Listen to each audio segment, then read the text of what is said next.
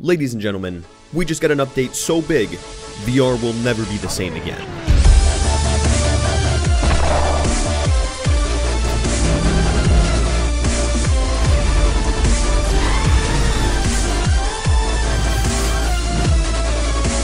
This is Blade and Sorcery, which is an interesting little VR game. Today I'm exploring the new features added by Update 1.0, the Crystal Hunt Update, which I think is a very bad name for this update. You really want these kids running around searching for crystal? Anyways, let's take a glance at what's new. So today we got fiery Godzilla hands, a big ass new story mode, some real improvements to our favorite VR combat system, some truly beautiful new graphics, and of course, hold your horses, don't you worry, we got that crystal. This update is a big deal for Blade and Sorcery fans along with VR gamers everywhere for a lot of reasons. So we get a lot to go through, this is all very exciting, let's get down to business. So this is potentially the biggest game update in VR history. No, I'm not yanking your chain. When developers say they're updating a game, what they usually mean is that they're adding a feature or two, like a backpack, or a new map, or if you're like Destiny, you delete the game content. But this Blade and Sorcery update, it's something else. It's a full new frickin' game, and it has some pretty massive implications on the VR gaming industry. The reason being is that this update contains creative and new mechanics that successfully leverage the strengths of virtual reality gaming.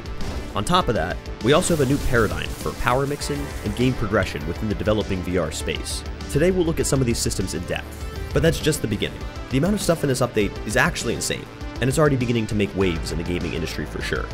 To appreciate this fully, you need a little context. Prior to this update, players were expected to enter the gladiator pits and craft their own adventure in the sandbox. Alternatively, you'd run the dungeon outposts or install mods, and it did pretty damn well. For the majority of its life, the game was, effectively, a fancy VR boxing ring, with some dope animations, realistic physics, and widespread modding capabilities. Oh yeah, and you could do this. I cast bench! And for a long time, that was the extent of the game. Not much more. No structure, no progression, just infinite powers and your own imagination to run wild in a very, very large world. But that changed today. We just got a brand new magic system with a vast new skill tree. There's a new Crystal Hunt adventure mode, which introduces several leveling systems and an overarching massive campaign. It's literally a whole new world out there to explore. And that's not even touching on what the modding community is cooking up as we speak. So let's start with the most important new additions. Here's what you absolutely need to know about this update, and why it matters for the VR gaming industry. At long last, the game is here. As you probably guessed, we finally got the new Crystal Hunt adventure mode. On the surface, it's a persistent adventure campaign that is now available whenever you start a new character. You essentially run through a variety of dungeons and new environments, slaying your way through the opposition to find that fat loot, crystals, or maps that'll lead you to more of the former. Yes. This should be enough. It looks like candy. Probably shouldn't eat this. You can use said loot to exchange for goods and services with your boy, the Baron. That's right, the Baron of the Warp Frog Development Studio has made his way into the game. But he's not as nice as you might think. Hey, Baron, I would really appreciate it if you could, take your foot out of my box. Why do you do this every time? You smug mother... Don't make me pull, Baron. Don't make me... 12. I can't sell my most legendary shield. You're crazy. It's not for sale. Oh, the pilot. He's selling that for 45. You are messed up. On the other hand, the crystals you've gained from spelunking in the dungeons are used to upgrade your magical powers. Well, I just found my new favorite thing in the game. I don't like this skill. Deleted. Here's how it works. When you begin your journey, you'll select a core ability, i.e. Fireball, Slow Time, Meat Hands, whatever. Each core ability is represented by a gem, a crystal, if you will. Now this thing's important, don't lose it. So if you take them, throw them in this bad boy, you're now using the Chuck Norris of VR player customizers. This interface lets you unlock new abilities and combination hybrid powers, provided you own the root crystals, which you'll find by venturing further into the higher difficulty dungeons. You see, the developers have done a lot of the heavy lifting here. Each crystal has its own dedicated path, with individual core progressions. Typically, these are a gesture-based controller input. Then the different crystals have branches to each other. Like for example, here's the lightning powers, and here's the mind powers. Let's see where they meet. Electrical weapon theft. Oh, that sounds fun. What else we got? Let's see some examples.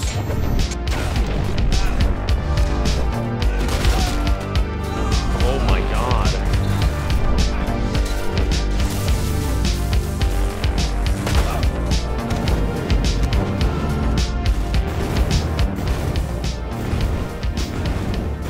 got some super cool and creative ideas here. I'm really looking forward to seeing how the system gets expanded by modders and the broader VR community.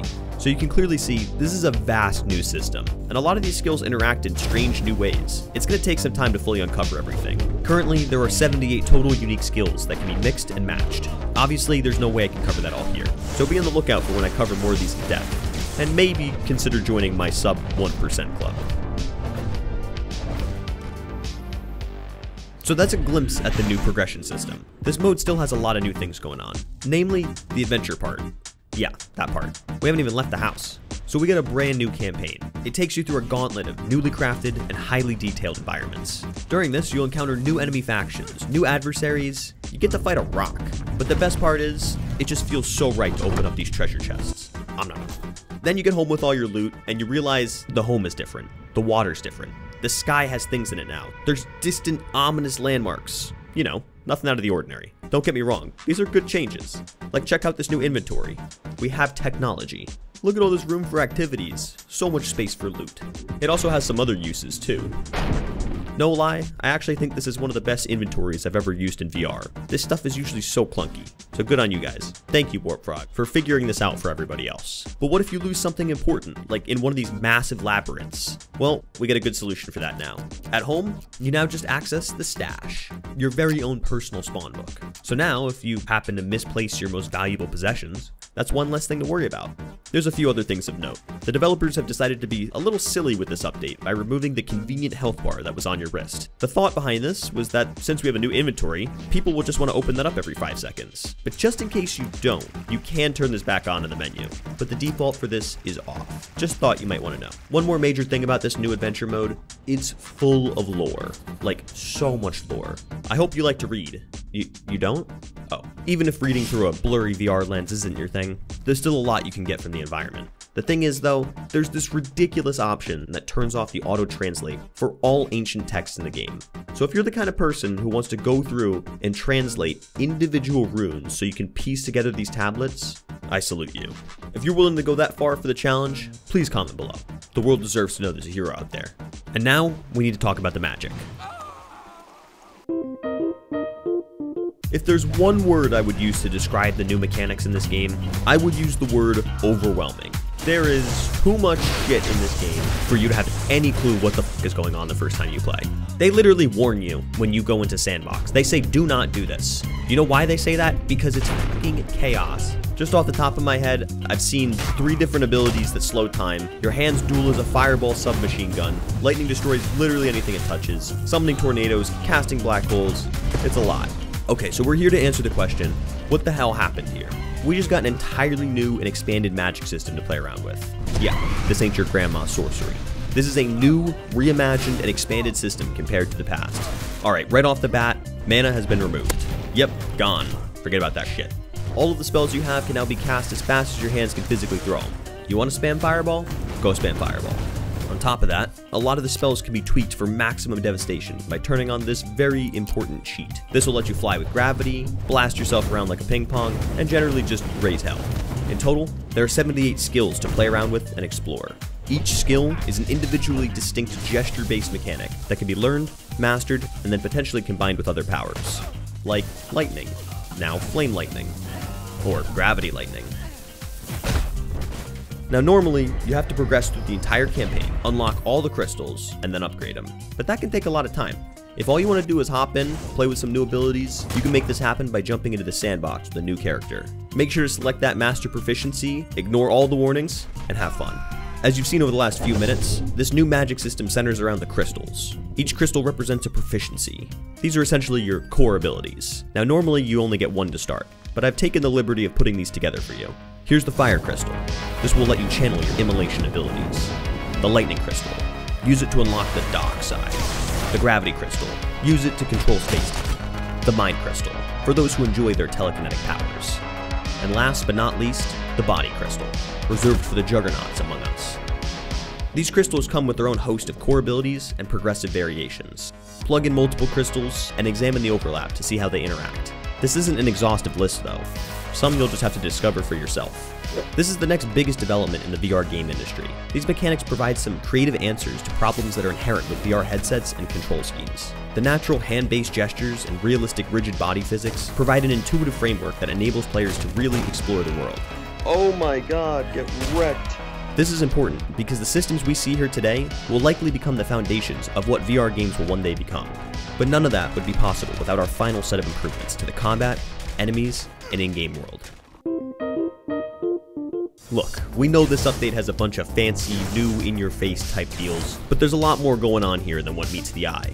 For instance, items, enemies, and cadavers are now influenced by what the developers call status effects. This is a new under-the-hood system where your magical abilities will now contribute to an enemy or object's state. Let's look at an example. Let's say, simple flames. If we continuously heat up this enemy, he'll begin to smolder, eventually catching fire. In time, burned enemies will become charred and take on new physical characteristics, like becoming brittle. Lightning and gravity also have their own respective status modifiers. Lightning arcs off metallic objects and stuns enemies, while gravity will induce weightlessness. There's a little more I wish the flames would do, but overall I really can't complain. This is a solid foundation. Our favorite VR ragdolls just got a new coat of paint too. We're talking new armor, new factions, and new varying spellcasters. Our enemies now align themselves with the 4 main factions: the Pirate Outlaws, the Druid Wildfolk, the Kingdom Soldiers, and the Cultists of the Eye. You'll find them in varying locations across the in-game world, or in the Sandbox Wave spawn book. It should also be noted that the spellcasters can now use varied and more powerful magic, and they will kick your ass. Just a heads up. Oh my god. Thankfully, to offset this, the archers will now only carry a total of 6 arrows to prevent endless, annoying sniping. Thank God.